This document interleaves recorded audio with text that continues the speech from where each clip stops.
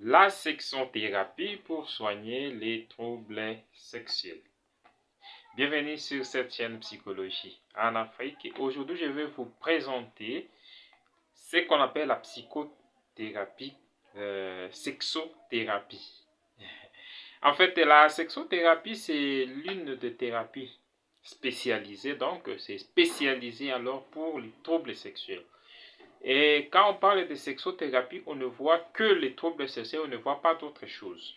Par rapport à d'autres psychothérapies qui va beaucoup se centrer sur plusieurs troubles, sur plusieurs maladies en fait. Et la sexothérapie, elle, est spécialisée. Alors, pour une petite histoire, la sexothérapie a commencé déjà depuis très longtemps. Mais à la phase actuelle ou à la phase moderne, il y a deux grands noms, deux grands auteurs qui ont modernisé les choses, qui ont révolutionné en fait les choses. C'est Master et Johnson. Et en fait, pour une petite histoire encore, comme je le disais, Master, c'est un gynécologue. En fait, c'est un gynécologue qui a beaucoup travaillé dans ces domaines-là. Mais il va engager en fait Johnson comme son assistante dans les laboratoires où il faisait des recherches concernant les problèmes sexuels. C'est en fait avec cette qui va y avoir lié entre Master et son assistante Johnson qui vont révolutionner les choses en fait pour la sexothérapie. Mais il y avait la sexothérapie déjà bien avant leur intervention. Et tous deux sont décédés dernièrement. Ici, Master est décédé en 2001, tandis que Johnson est décédé ici en 2013.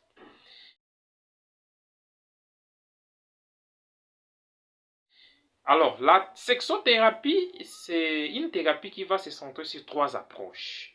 Trois approches. La première approche, c'est l'approche comportementale, disons, cognitivo-comportementale.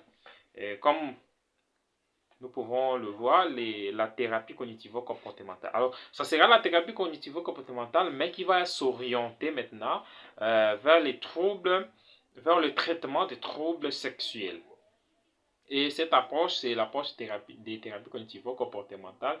Et c'est cette approche ici qui vont prôner d'ailleurs beaucoup plus Master et Johnson.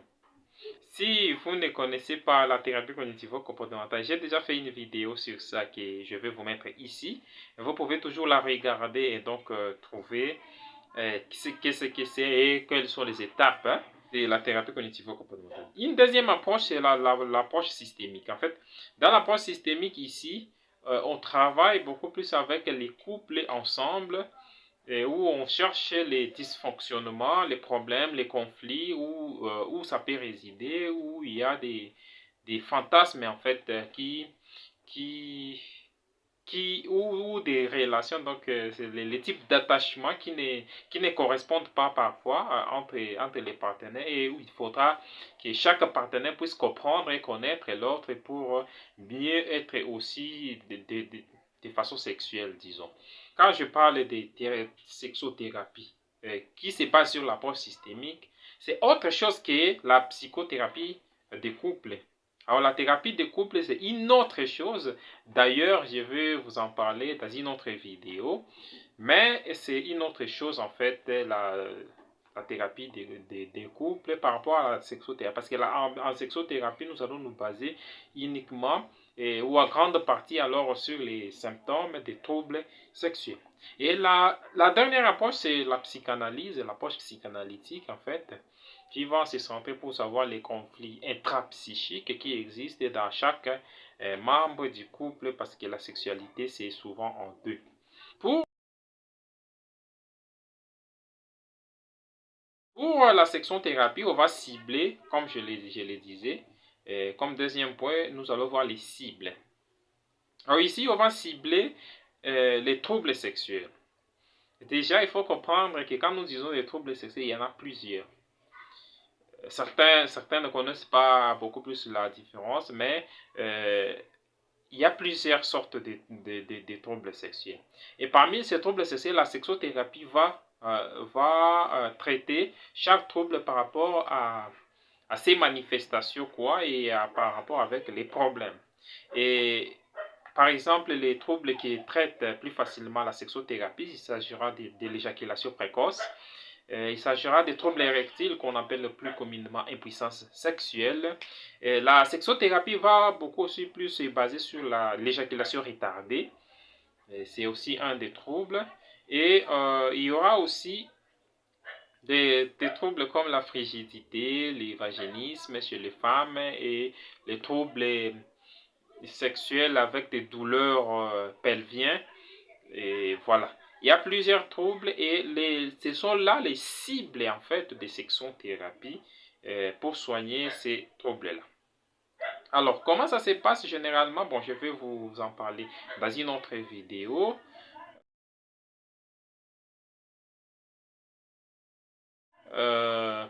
Il y a d'abord l'anamnèse que l'on fait la plupart des temps, et c'est comme ça dans toutes les psychothérapies en fait, on doit faire l'anamnèse.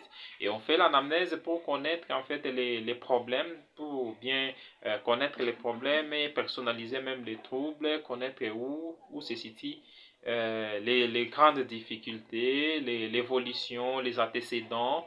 Et nous allons voir tout ça pour comprendre les problèmes sexuels. Et en fait, après,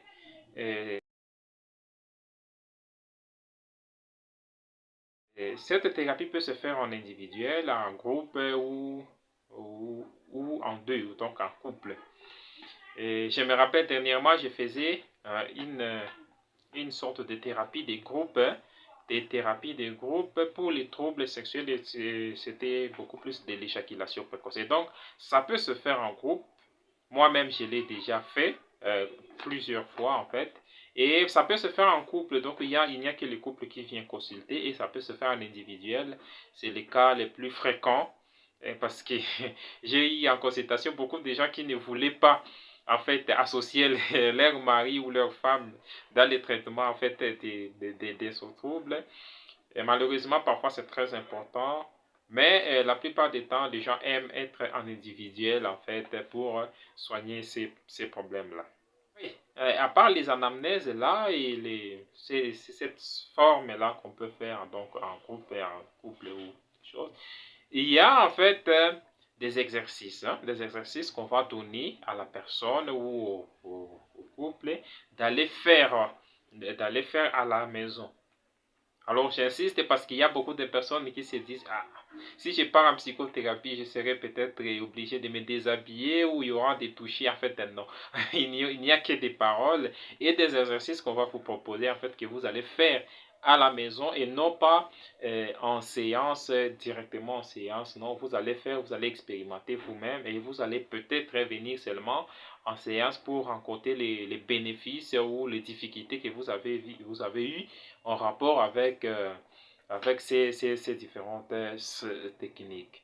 Mais en fait, si vous voulez connaître ces techniques-là, je vais vous demander tout simplement de vous abonner sur cette chaîne parce que je vais présenter ces techniques-là dans une autre vidéo. Donc, si vous êtes abonné, vous allez toujours en avoir et vous allez regarder ça et savoir comment ça se fait en fait. Et donc, merci d'avoir visualisé cette vidéo. On se retrouve donc à la prochaine et ciao.